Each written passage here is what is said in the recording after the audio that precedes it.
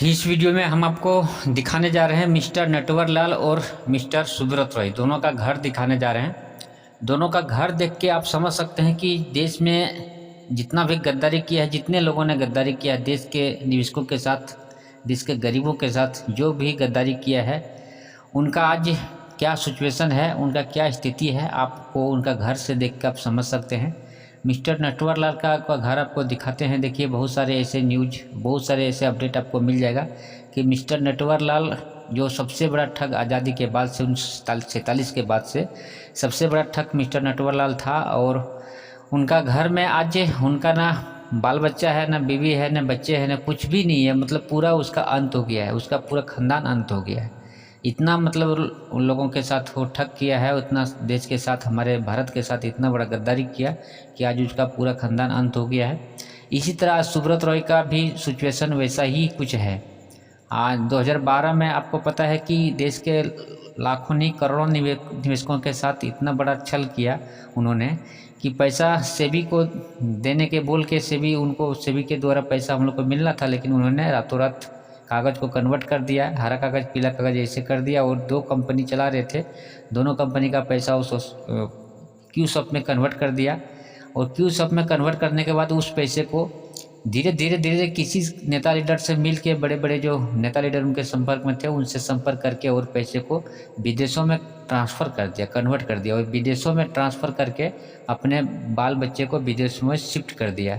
और विदेशों में शिफ्ट करने के बाद देश के जनता के साथ इतना बड़ा छल किया, इतना बड़ा गद्दारी किया कि भले ही आज वो विदेशों में उनके बाल बच्चा सुखी में है, लेकिन एक ना एक दिन उनको भी ऐसा सिचुएशन आएगा कि उसका हाई लगेगा, हम गरीबों का हाई लगेगा और उनका भी स्थिति वैसे ही होगा। और जो देश में है अभी भारत में, उनके जितने जूनियर थे, सुब्रत रॉय के जितने भी जूनियर छल करने वाले थे, सबका सिचुएशन वैसा होने वाला है, सबका स्थिति वैसा होने वाला है जैसा मिस्टर नटवर लाल का सिचुएशन हुआ है। आपको पता है कि मिस्टर नटवर लाल के ऊपर एक फिल्म भी बना था जिसमें अमिताभ बच्चन उसमें मेन रोल में था।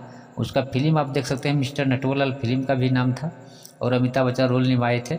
उस फिल्म को आप देखेंगे तो आपको समझ में आ जाएगा कि सुब्रत रॉय के ऊपर भी फिल्म बनेगा, अभी नहीं भले कुछ दिन के बाद बनेगा, लेकिन उसके ऊपर भी फिल्म बनेगा। इतना दर्दनाक रहेगा, इतना इस तरह से दिखाया जाएगा कि लोग उसको देखेगा तो जुगों जुग याद करेगा, यानी उनको 2-3 पीढ़ी याद करेगा सुब्रत रॉय ने जिस तरह से हम निवेशकों के साथ ऐसा किया।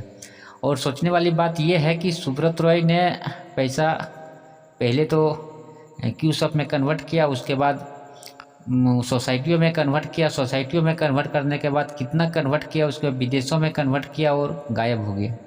गायब हो गया 2021 तक। सोचने वाली बात यह है कि 2021 तक उन्होंने ये चीज़ का दावा करते रहा कि मेरा धंधा जो चल विदेशों में चल रहा है और पैसा लॉकडाउन के वजह से पैसा नहीं मिल रहा है, और जैसे ही लॉकडाउन ख़त्म होगा और सारा सिचुएशन सही हो जाएगा। और लॉकडाउन तो ख़त्म हो गया, लेकिन सुब्रत रॉय भी ख़त्म हो गया।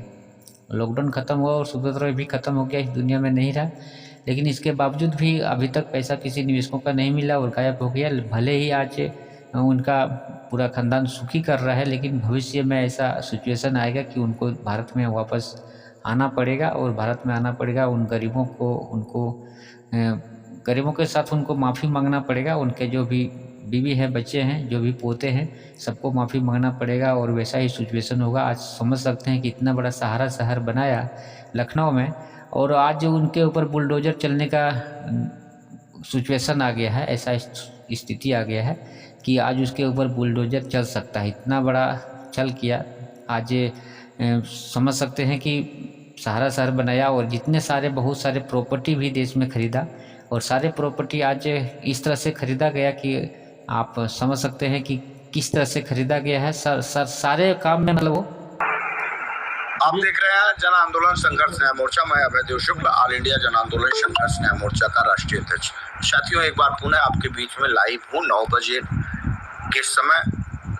प्रत्येक दिन कोशिश रहती है कि हम सभी लोग एक दूसरे से मुलाकात करें, तमाम वर्तमान परिस्थितियों पे अपने राय रखें, विचार रखें और आने वाले निकट दिनों में अपने पैसे का भुगतान कैसे हो सकता है, इस सभी तमाम विषयों पे हम लोग निरंतर बात करें। आपके सुझाव हम सभी लोगों को आने वाले दिनों में अपने पैसे के भुगतान की तरफ ले जाता है।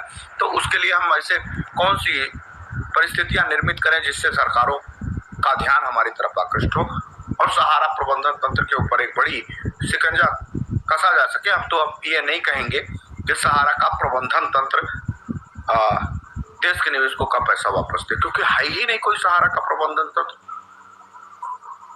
हालांकि जब तक सुब्रत राय जिंदा थे एक उम्मीद थी जरूर कि हो सकता है सहारा के प्रबंधन तंत्र जमाकर्ताओं का नहीं लेकिन कार्यकर्ताओं की पीड़ा और दर्द को एक दिन समझेंगे। और हो सकता था, मैं ये भी सोचता था कि कहीं ऐसा तो नहीं कि अंदर खाने सहारा के प्रबंधन तंत्र देश के उन सभी जमाकर्ताओं कार्यकर्ताओं को कोई ना कोई एक ऐसा विश्वास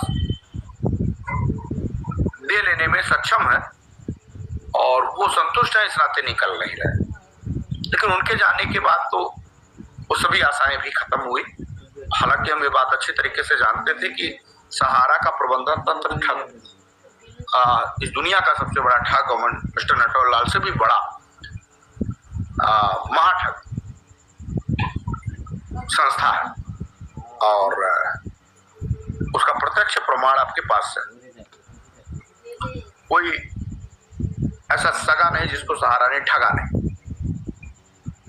क्या बूढ़ा, क्या जवान और क्या कोई व्यापारी है, क्या कोई गरीब ठेला चाय बेचने वाला, यहाँ तक कि दाई बर्तन मांजने वाली और तमाम लोगों ने जो अपनी गाढ़ी कमाई रखी थी MIS के लिए, बुजुर्ग की बुजुर्गी में उनके जीविकापार्जन का एक संसाधन बनेगा उनका कुछ पैसा, वो सब आज सहारा की गलत नीतियों के कारण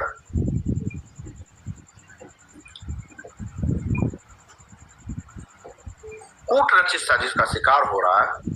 एक उम्मीद है तो ऑल इंडिया जन आंदोलन संघर्ष न्याय मोर्चा उम्मीद है कि उसने एक उम्मीद जगाई है कि किसी भी स्तर तक और किसी भी हद तक गुजर करके अपने देश के निवेशकों के पैसे वापस कराया जाएगा। इसके लिए हम लोग निरंतर प्रयास करें। लगातार वो एक नई कोशिश है, लगातार सरकारों के ऊपर जो दबाव है उस दबाव को बनाने की पूरी कोशिश पूरी तरह से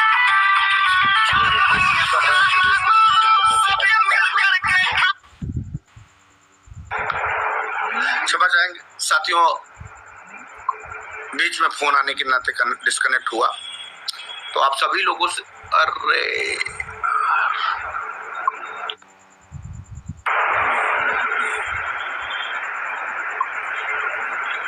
फोन बहुत डिस्टर्ब कर रहा है, बार बार फोन आ रहा है। लेकिन हम आप तमाम